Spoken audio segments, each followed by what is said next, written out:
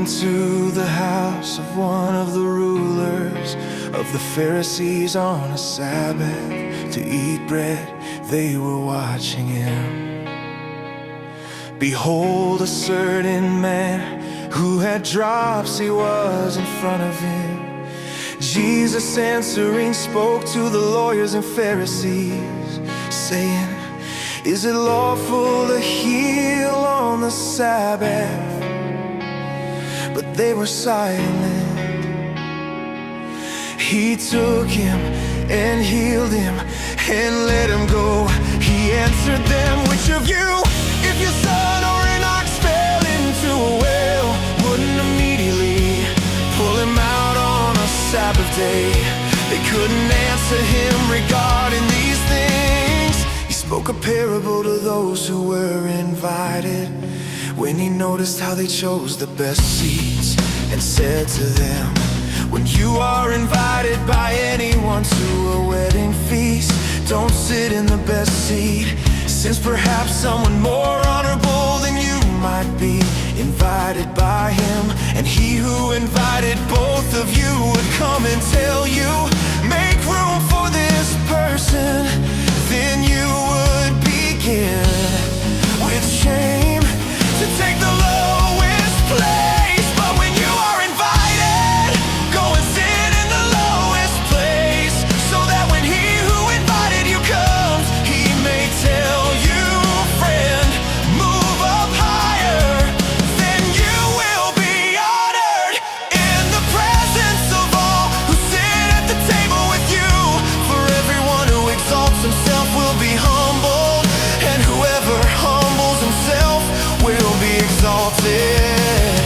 He also said to the one who had invited him, "When you make a dinner or a supper, don't call your friends, nor your brothers, nor your kinsmen, nor rich neighbors, or perhaps they might also return the favor and pay you back. But when you make a feast, ask the poor, the maimed, the lame, or the blind, and you will be blessed, because they don't have the resources to repay you, for you will be repaid in the resurrection of the righteous."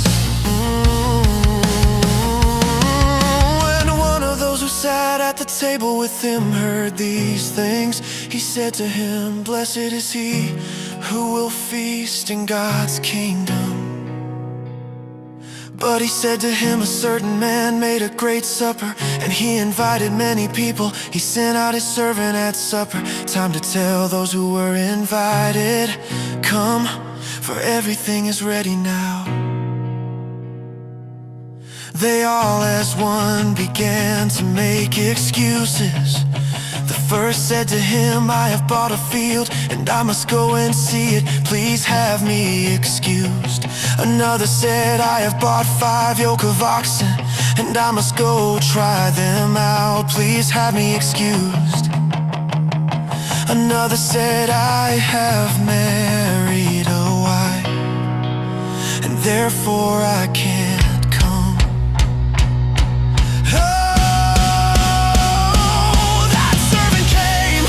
Told his lord these things. Then the master of the house, being angry, said to his servant, 'Go out quickly into the streets and lanes of the city, and bring in the poor, maimed, blind, and lame.'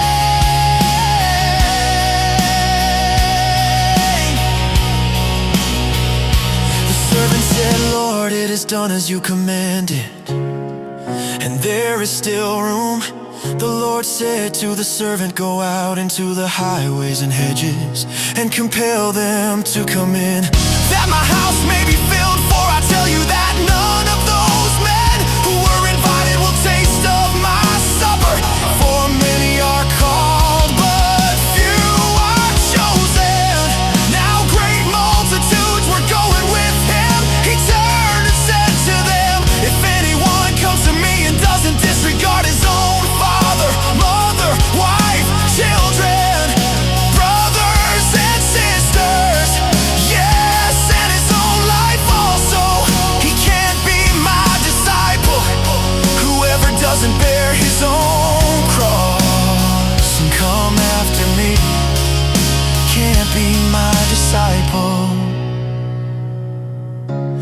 Which of you, desiring to build a tower, doesn't first sit down and count the cost to see if he has enough to complete it?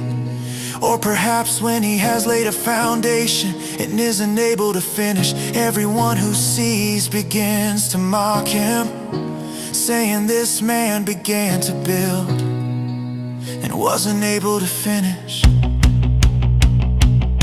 Or what king, as he goes to encounter another king in war, will not sit down first and consider whether he is able with 10,000 to meet him, who comes against him with 20,000?